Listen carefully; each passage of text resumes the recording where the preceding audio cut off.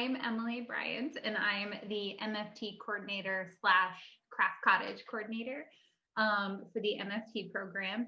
And I'm an advanced grad student, and I'm a student therapist. And I am the intake coordinator for Craft and also an advanced graduate student at the MFT program. And my name is Alexandra Carmody. Craft is pretty much utilized for students that are a part of the Marriage and Family Center.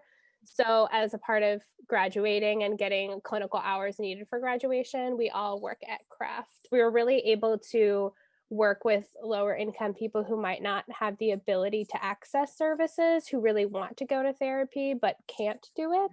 So we're able to reach that demographic and be an asset to the community in that way. I guess if there's like one word that I can really use to describe it, it's very collaborative. So we work really hard to support one another. There's a lot of like give and take, looking out for one another. We operate more as a group rather than just individual therapists. We predominantly videotape the sessions so we can replay them with the supervisor present to receive additional critiquing in private. So really, that's the best benefit and best interest of the client is that we show the videotapes to them and we consult with colleagues or supervisors regarding the case. And you're generating new ideas and directions by having other people collaborating with you. So I would say that's the benefit of it. Of course, the videotapes they're kept in private. They're only shared amongst the supervisor and the team. If the client's aware of it, we'll tell them when the team is there.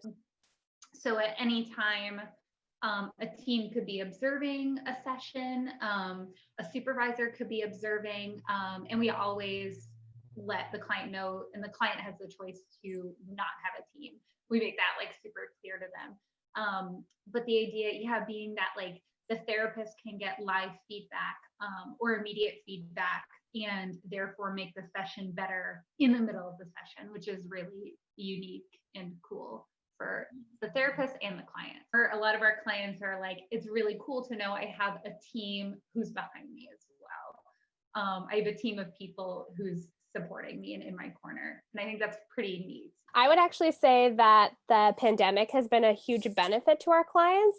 We're able to meet with populations or get people access to therapy who might not have it, like people with disabilities, lower income people who don't have transportation. These are huge obstacles to people who might not be able to seek our services. And now we're able to reach those people and to be able to help them. And we have seen an increase in calls because of the pandemic. And so that's another thing of that when people need us, we can be here for them and they don't have to come in person. Having Zoom has really helped us be therapists were so much more flexible. We can see people at hours that we didn't think we could, on days that we didn't think were possible. And we can fit more clients into our schedule. As Alex says, there definitely is an increase in people seeking out services. I think for a lot of people too, who maybe struggle with like sitting in an office can be really uncomfortable if you're on the fence about going to therapy and you already have anxiety, like sitting in an office or surrounded by other people can be uncomfortable. And this is just one of the other ways that we've been able to adjust to reach more people. The reason I wanted to get into therapy in the first place was I worked at a mental health facility in Missouri, which is where I'm from. And I saw a lot of families in particular. I noticed that at times maybe the child would get better and then they would come back and there would be turmoil within the family. So I did notice that there was kind of something happening as far as that's concerned. And that was really interesting to me.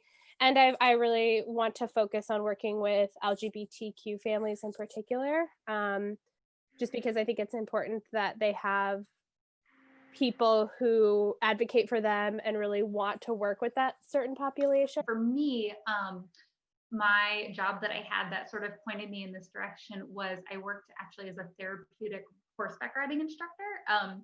That's my background. And I would discover that I would say the majority of my clients were on the autism spectrum. And in my own family, I have a sibling who is also on the spectrum. I worked also with at a job with adults with autism, and then found my way to craft, and that's really been my focus. Although, as Alex said, like you go in with a focus, and that's always sort of been at the back of my mind, but it really does open your world to the people that are out there. Such an honor, I think, to be part of someone's life when they are coming to you and seeking help, because like that's such a hard thing to do. It's super brave. And so to be the person who gets to sit across from that person and take in their story and help them like walk through it is like just such an honoring, incredible experience.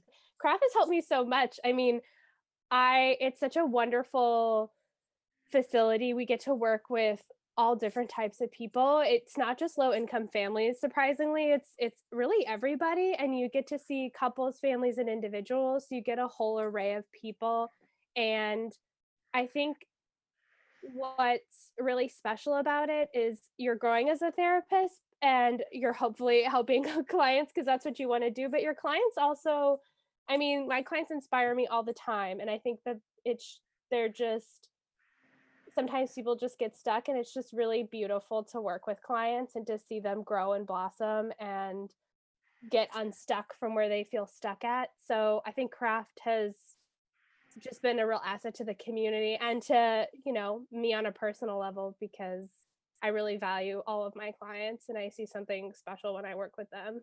I think that like it's made me a better therapist to see all of the different clients I have, especially through Craft. Like Alex said, you have people coming in from so many different backgrounds, people who, come from all over the country who somehow end up in New Hampshire, all over the world and somehow end up in New Hampshire, from so many different backgrounds, and to be able to be a part of their lives, and just enrich your life. Like I feel like I'm a more well-rounded, empathetic individual from being at Craft, and that's just a good feeling in general, to think like you're helping other people, but they're giving back to you, even though they might not know it.